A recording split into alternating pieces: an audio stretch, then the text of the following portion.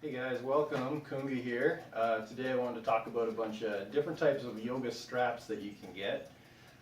I've seen a lot of different quality straps over the years, and some of them are really bad and some of them are really good. But it depends really on what you're using it for, how often you're using it, how good of a strap that you want to get. So starting at the low end of the spectrum, we find these. I've seen people use these in yoga before, but they're really for Pilates. You can't use them for doing various stretches and stuff so well because they're just too flimsy.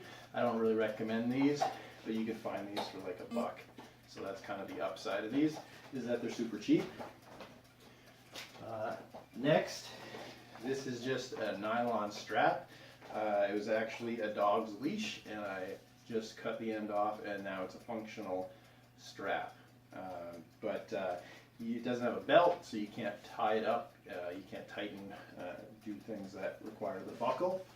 So that's on the very bottom end of my favorites for sure. Next we have this one.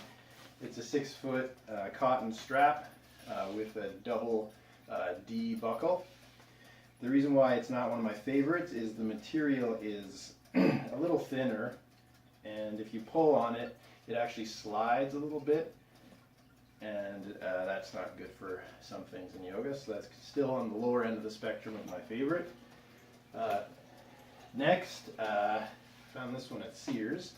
It's got little places that you can hold your hand so that when you're doing stretches you get a good grip. So you have a good grip and you can adjust how high up.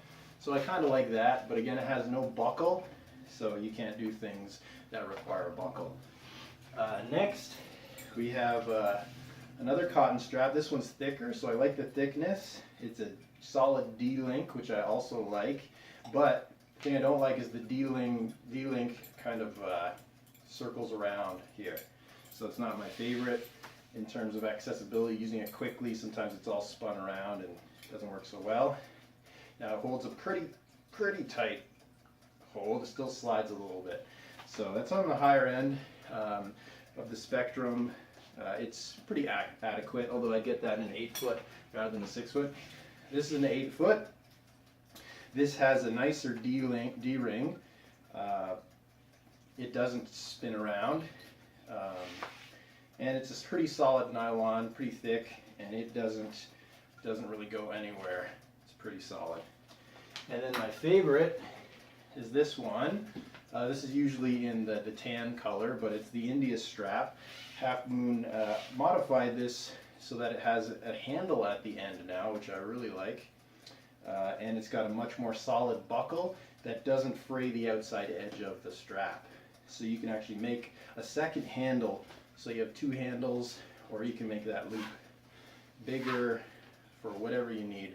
So this is definitely on the upper end of the spectrum. This is the highest one. I really like this one. I'd recommend if you're doing yoga a lot, you use straps a lot, to get this one. This one will run you about $25. And these ones really vary in price from like $10 to $1. So anyway, I hope that was helpful. If you have any questions, you can always ask me. Visit my website at kungayoga.com, or you can email me at kungayoga@hotmail.com. Thank you, everyone. Namaste.